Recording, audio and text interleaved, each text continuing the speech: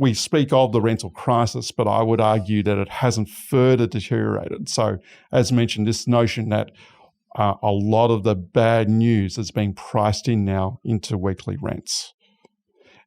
For rents to rise further from here, you'd have to see a further deterioration in the rental crisis. In other words, vacancy rates would have to fall further from where we are now. It's probably impossible to fall further. I mean, that's right. I guess near 0%. They're only zero anyway. Well, they're definitely around 1 or less, 1% or less. Yeah. In most cases, less than 1%. Yeah. So it's sort of like, I mean, I guess you can get into negative. You could have negative vacancy rates. In other words, there's just no vacancies. In fact, there's people walking around with nowhere to live. Yes, I guess you could. And the concern going forward is that it looks like our population for this year is expanded by another 500,000 people. On our numbers, it looks like we'll build or complete about 150,000 dwellings. So there'll be a shortage again this year of accommodation that could put downward pressure on vacancy rates as we get towards the end of the year once again. So if I'm an investor,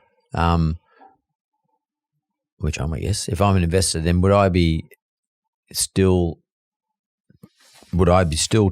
interested in buying property in some of the the capital cities or the metros in Australia, perhaps let's say on the East Coast where I live, because my rental return still should be very good, or has that all been priced in to the purchase price? It's been priced in to an extent, but you can get good yields at this time. The question will be, will rents rise further over and above today's rents? And I suspect what we'll actually see, provided the rental crisis doesn't deteriorate further, is that rents will rise more in line with CPI or the inflation rate going forward.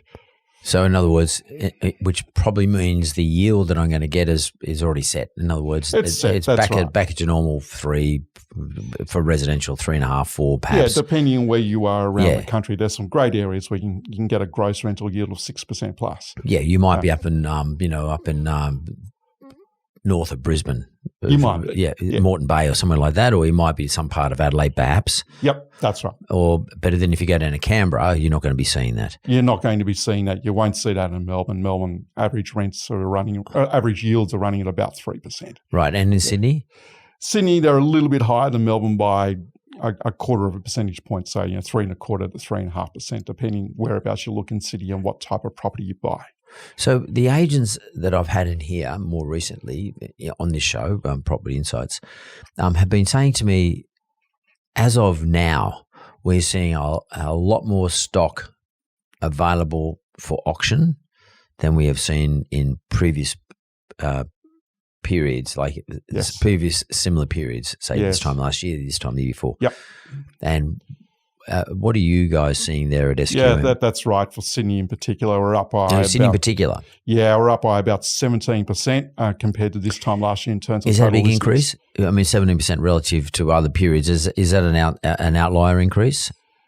In terms of percentage, it's a little bit abnormal, but in terms of the absolute number of listings out there, we're just back to long-term average levels for Sydney. So give me a bit of a feel for that. So let's say Sydney, I know, and on any one weekend, what would have 2,000 listings? What are we looking at? Oh, no, in terms of total listings out there, for a course of a month, you'd be looking at about 45,000 listings for Sydney. Right. So you were saying that right now, even with the 17% increase in Sydney, that's just bringing us back up to sort of pre-COVID numbers? Pre-COVID levels, that's right. Pre-COVID levels. Yeah. So if I go back a year, this time last year, so we were 17% less, say in Sydney, we were way lower than our pre-COVID levels. Oh, my word, we were. We were near record lows. And would you attribute the price rises and the speed at which places were sold and just the general demand of people inspecting and turn up to auctions, would you attribute that to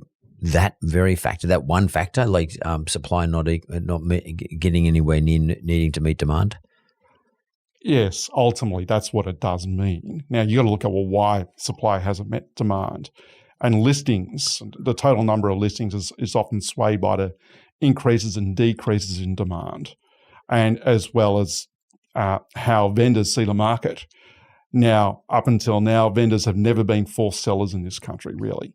So when the market gets a bit soft, they tend to withdraw their properties. Yeah. More often than not. So why not now? Yeah, it's a good question. Potentially, many of them are stretched. Of course, you may recall the beginning of this year, there was a great expectation that we're about to have an interest rate cut. I remember it well. Didn't happen. And they're talking about August, September this year. Rate cuts. They were, but there were some media reports to suggest it could happen as early as March, April. And so when the market opened at the beginning of 24, we noticed a bit of a jump in buyer activity and sellers lifted their asking prices across the cities. But that interest rate cut, that expected interest rate cut, didn't materialise. And I think as the year went on, there was a lot more uncertainty and concern on both sides, particularly the concern on the vendor side that an interest rate cut wasn't forthcoming. And so I think for a number of vendors, especially those who are right on the edge in terms of trying to meet their mortgage repayments, perhaps a number of them now have said, right, well, we don't know when this rate cut's coming. It might not come for some time yet. I think it's now time to sell and reduce our debt. I had Warren Hogan in that chair about 2 weeks ago, and he was actually saying that we should actually have an interest rate rise. Yeah, I know Warren, and he was forecasting up to 3 interest rate rises this year. I don't think that's going to happen now. I understand where he was coming from, that there was still a lot of inflation in the system. And there's no doubt that the Reserve Bank made messages to suggest that they were not going to rule out a rate rise this year. But I think now there's plenty of evidence to say, look, it's unlikely they will lift rates this year. And I think that the move will be towards a rate cut. I don't think it's going to happen this year. I think probably earlier next year.